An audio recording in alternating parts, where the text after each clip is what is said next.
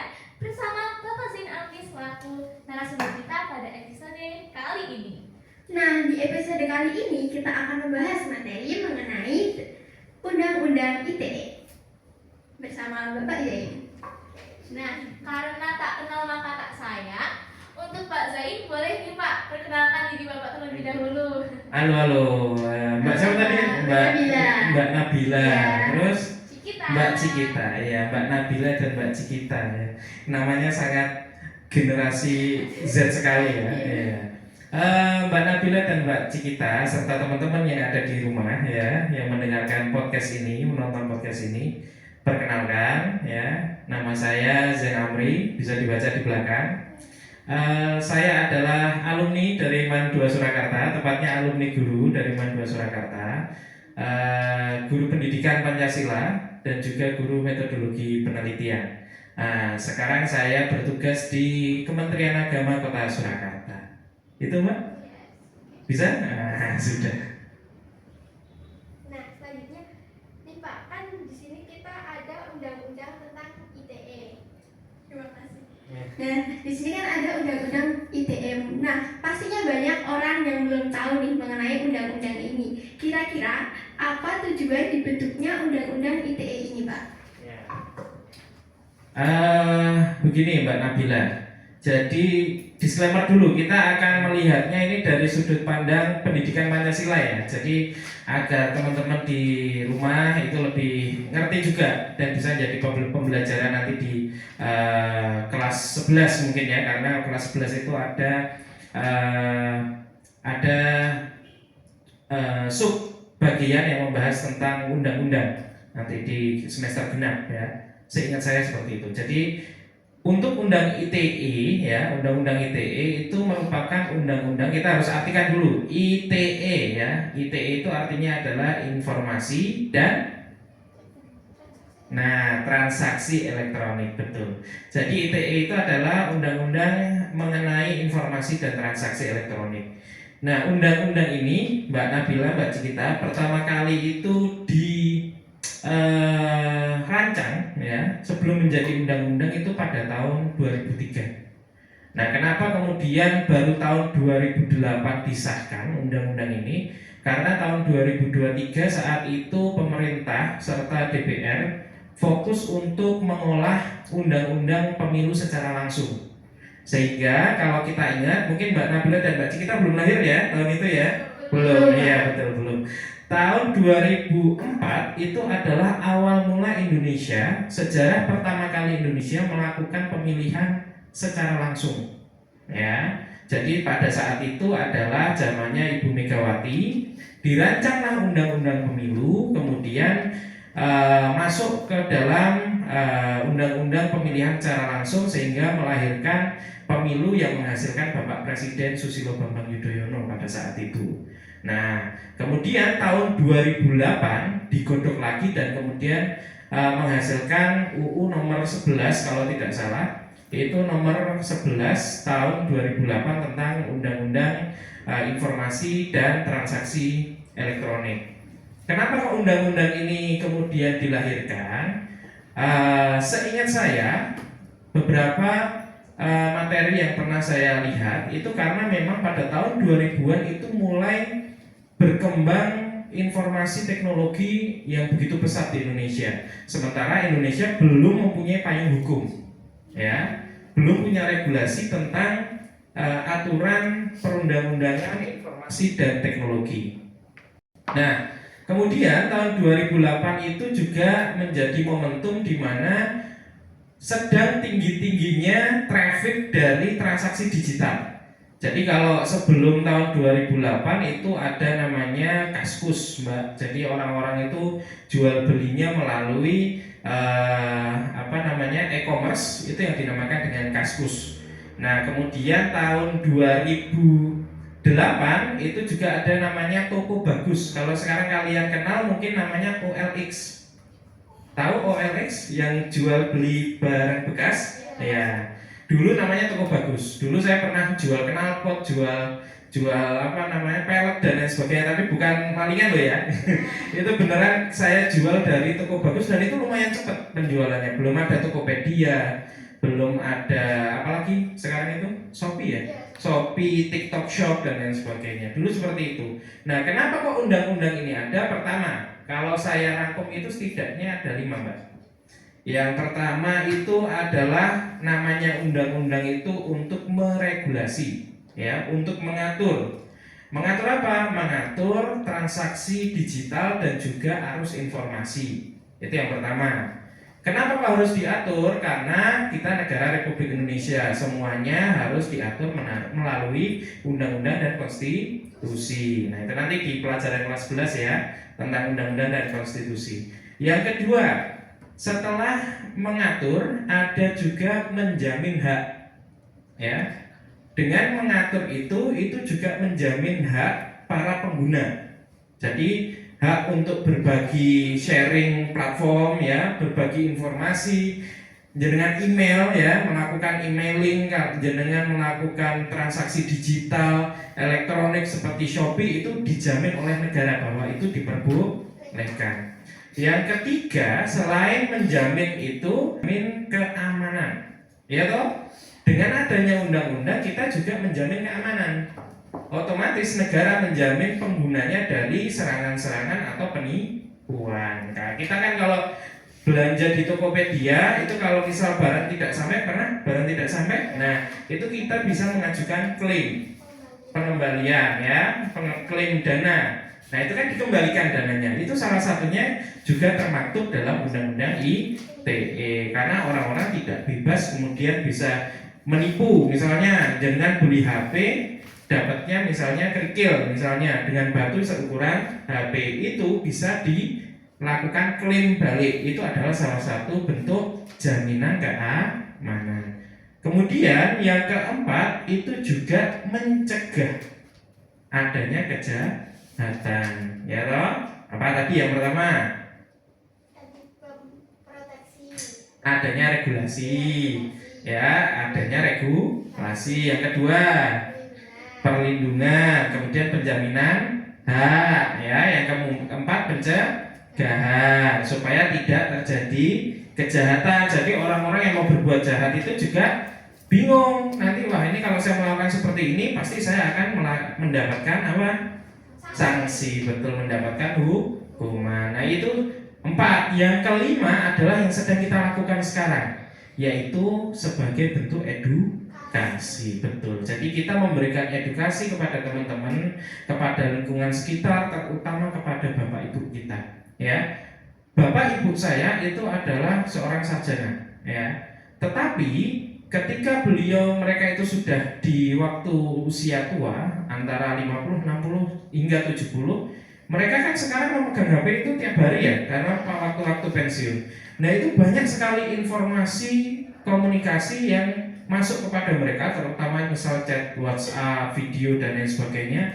Itu kemudian mereka tidak tahu itu asli apa palsu. Apalagi sekarang ada AI, ya, artificial intelligence. Nah itu semakin membuat mereka itu, wah misal ya, Pak Presiden Kim Jong Un misalnya kemarin itu lagi ramai melakukan syahadat bersama-sama. Itu wah ini luar biasa ya, Kim Jong Un sekarang sudah syahadat. Nah itu kan harusnya kita melakukan edukasi sebagai orang yang punya edukasi, punya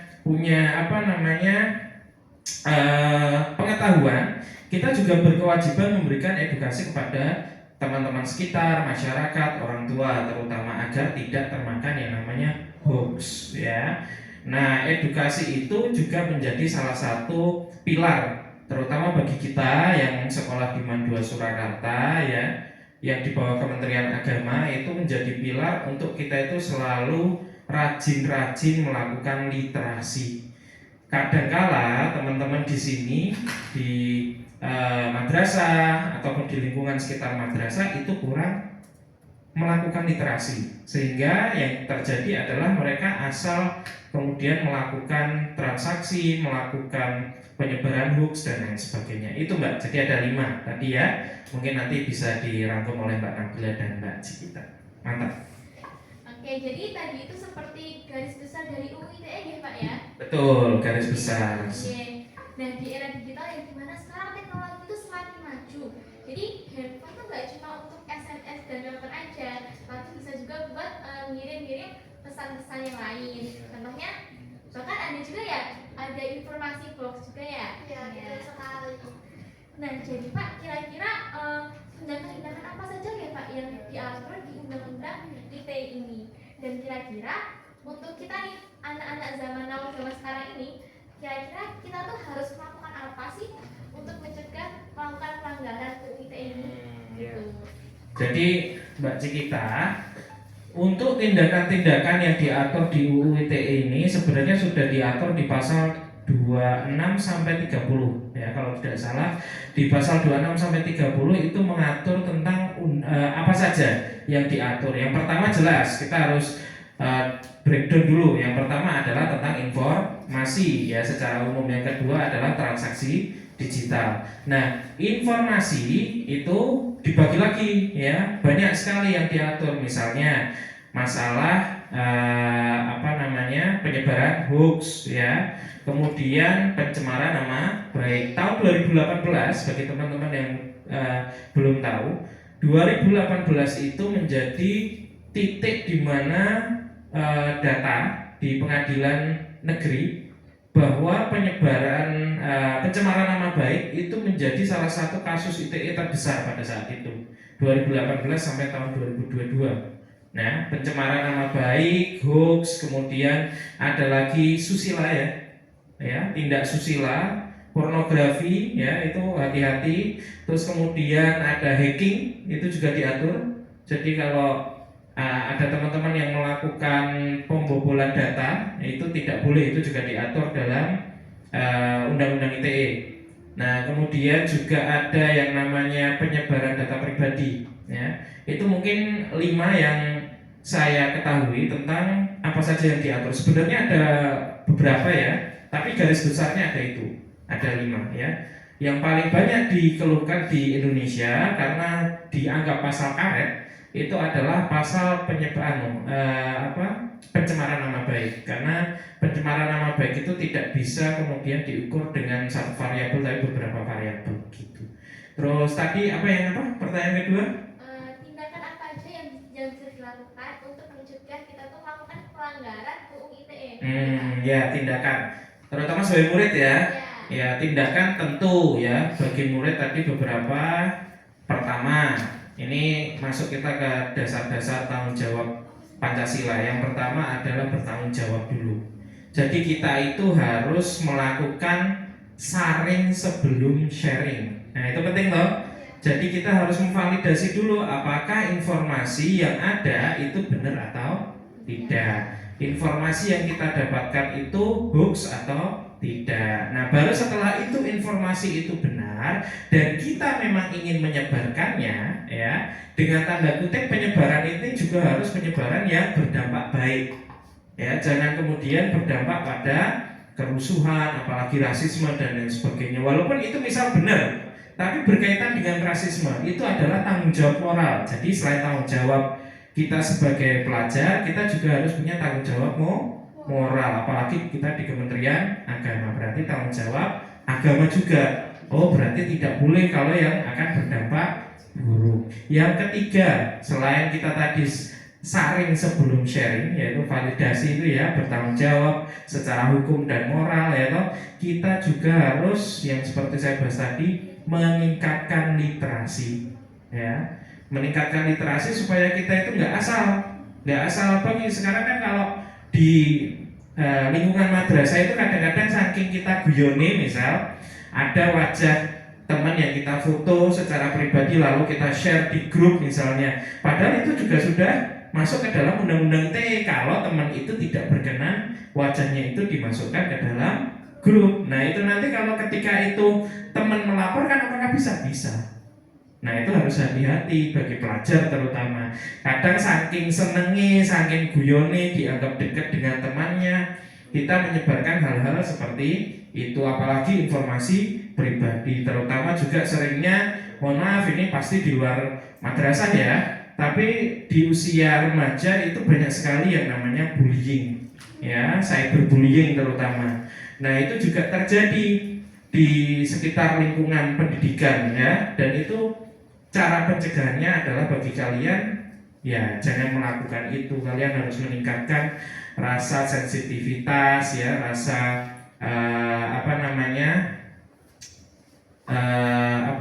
hatinya harus ditingkatkan. Jadi supaya tidak mencelakai hati dan pikiran, menyelakai membuat sakit hati teman-temannya. Karena itu bisa jadi masuk delik pidana di Undang-Undang ITE itu. Kiranya itu, ya. Seperti meningkatkan empati juga gitu ya Pak ya? Betul, meningkatkan empati. Ya itu tadi, meningkatkan empati. Saya cari apa ya kata-katanya ya? Empati, betul. Meningkatkan empati antar sesama. Baik Pak. Selanjutnya, saat ini dalam kehidupan sehari-hari kita memiliki dua kehidupan, yakni virtual dan kehidupan nyata secara sosial di masyarakat. Nah, di kehidupan secara fisik kita dibatasi oleh norma-norma yang berlaku di masyarakat. Lantas, bagaimana cara kita menjalani kehidupan virtual melalui sosial media agar aman dan tetap bermanfaat? Ya. Kalau di kehidupan nyata, ya, kehidupan sehari-hari kan kita dilandaskan pada norma-norma adat, agama dan lain sebagainya.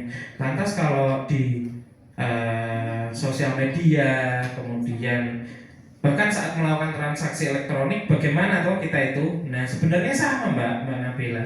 Jadi di lingkungan masyarakat maupun di kehidupan virtual ini kita juga harus meningkatkan norma-norma yang kita punya itu. Jadi empati terhadap norma, empati terhadap literasi, empati terhadap tanggung jawab itu memang harus ada, walaupun itu di dunia virtual. Jangan-jangan nanti kita ternyata di dunia nyata kita orangnya ada kasusnya. Di dunia nyata kita itu orangnya baik, ya, kalem, kadang pendiam, ya, tetapi ternyata di dunia virtual dia melakukan bullying. Banyak sekali kasusnya seperti itu, ya. Nah, ini yang harus diterapkan. Ternyata bukan hanya di dunia nyata.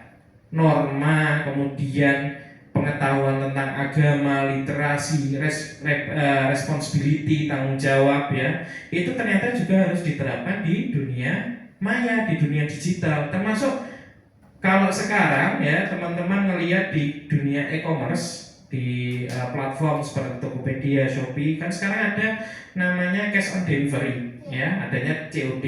Kadang-kadang kita nggak bertanggung jawab sebagai orang, gopeng ini milih-milih, beli-beli sampai sini, kurirnya datang, kita tidak mau menerima misalnya. Apakah terjadi? Banyak, ya, itu sudah viral di TikTok atau di mana-mana, ya. Ibu-ibu kok datangnya sekarang, nggak besok aja, misal seperti itu toh.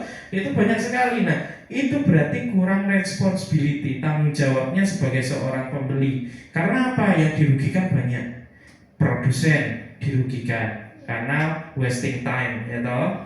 Kemudian penjual dirugikan karena dia harusnya bisa melakukan promosi dan lain sebagainya. Dia nge-wrap di itu barangnya, kemudian dikirim. Yang paling dirugikan adalah kurirnya, ya. Dengan penghasilan segitu mereka harus datang ke rumah, lalu kemudian harus minta dikembalikan karena belum mampu membayar misalnya, atau alasannya, nah ini diklik anak saya dan lain sebagainya. Berarti apa? Tanggung jawabnya juga harus ditingkatkan. Nah, itu yang bisa dilakukan, yang paling sederhana, dan itu berdampak luar biasa bagi kestabilan ekosistem yang ada di informasi dan juga jual beli elektronik. Nah, tadi kan kita kan sudah membahas tentang kayak ciri contoh-contoh pelanggaran UU ITE yang kayak. Yeah. Nah, jadi kalau misal ada nih seseorang dia tuh melanggar UU ITE. Nah, kira-kira apa sih Pak yang bakal terjadi ke orang tersebut? Apakah akan dipenjara atau ada hal lain Pak?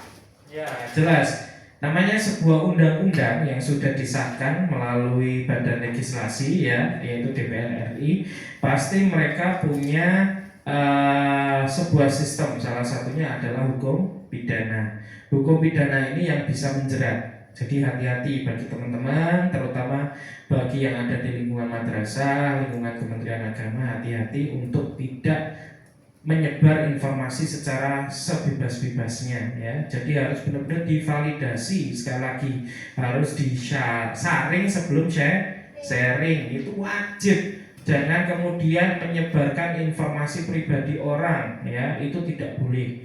Menyebarkan informasi hoax tidak boleh menyebarkan asusila, video, foto ya. Kadang-kadang teman sesama grup laki-laki misalnya ya, itu kemudian temennya misal lagi apa iseng difoto dikirimkan ke grup, itu juga sudah masuk undang-undang ITE. Apakah bisa dihukum? Bisa, minimal bisa 6 tahun penjara sampai dendanya 1 miliar. Itu harus hati-hati ya. Berarti kita sebagai pengguna gadget itu harus bijak banget ya Pak ya buat Betul, memainkan handphone gitu ya. betul. Harus, apalagi kalian tiap hari kalian itu menggunakan gadget kemana-mana ya, handphone, tab atau apapun ya, itu harus hati-hati sekali sekarang itu, karena walaupun itu sudah direvisi tahun 2018, tapi tetap undang-undang itu mengikat bahwa semua yang melakukan tindak pidana berdasarkan undang-undang ITE tetap akan melakukan diproses hukum secara pidana. Itu. Nah, selanjutnya nih Pak, bagaimana kita sebagai pengguna teknologi atau internet menghadapi kejahatan-kejahatan tersebut? Bagaimana kita menghindari kejahatan yang ada itu? Oke Mbak Nabila, gimana ya caranya kita menghindari kalau ada kejahatan? Yang pertama, kita harus memperkuat, kan kita ini sudah jadi masyarakat dua tadi disebut ya, ada masyarakat benar-benar yang sekarang dan virtual. Nah, kalau sekarang kita punya KTP di kehidupan nyata, kita punya yang namanya sandi. Iya toh? Sandi, tahu sandi password. Ya, password di media sosial dan lain sebagainya. Bagaimana caranya? Yang pertama adalah kita harus memperkuat security kita. Ya, baik sekarang ada verifikasi 2 langkah, baik menggunakan email, menggunakan nomor HP dan lain sebagainya. Itu bisa digunakan untuk mengamankan data pribadi kita dari yang namanya jual beli data ya. Itu yang pertama. Yang kedua, jika memang kita melihat ada konten-konten yang berunsurkan hoax ya, berunsurkan asusila, berunsurkan tentang penjualan data pribadi dan lain sebagainya, kita sebenarnya bisa melapor. Setahu saya sekarang Indonesia punya yang namanya polisi cyber. Nah, itu bisa dimanfaatkan untuk kita nanti bisa melaporkan itu. Terutama kalau di media sosial ataupun di mana, kita kan sebenarnya ada tanda info di bawah. Itu kita kalau tidak suka dan kita anggap itu hoax, kita bisa melaporkan akun tersebut.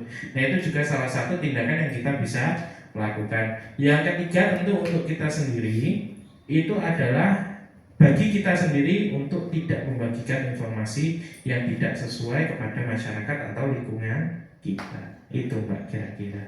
Baik Pak, berarti yang pertama itu memperkuat security, yang kedua yaitu jika ada berita hoax dapat kita laporkan, dan yang ketiga yaitu menghindari hal-hal yang sekiranya tidak benar.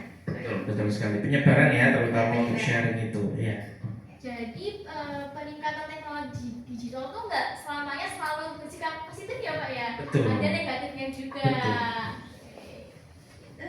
Hai Putavers, waduh gak kerasa ya udah 30 menit kita ngobrol-ngobrol bersama Pak Zain Amri. Nah, buat Putavers di rumah, jangan lupa share link podcast ini ke grup keluarga, grup kelas, dan grup RT kalian ya. Ada kata-kata terakhir Pak? Ya, kata terakhir adalah tetap bijaklah dalam menggunakan sosial media, dan tetap bijaklah serta ariflah dalam berbelanja di platform digital, karena kita tidak tahu, mungkin suatu ketika apa yang kita lakukan itu ternyata tidak menyenangkan orang lain dan bisa menjadi unsur pidana bagi kita untuk dilaporkan kepada polisi atau pihak yang berwajib. Jadi tetap hati-hati. Nah, jadi Putavers yang di rumah, jangan lupa kalau kalian tuh selama bermain handphone itu harus hati-hatinya tuh ditingkatin ya, oke? Ya. Terima kasih Pak Zain Iya, atas kesempatannya. Sama-sama. Bisa bertemu di lain waktu. Iya, terima kasih. Wassalamualaikum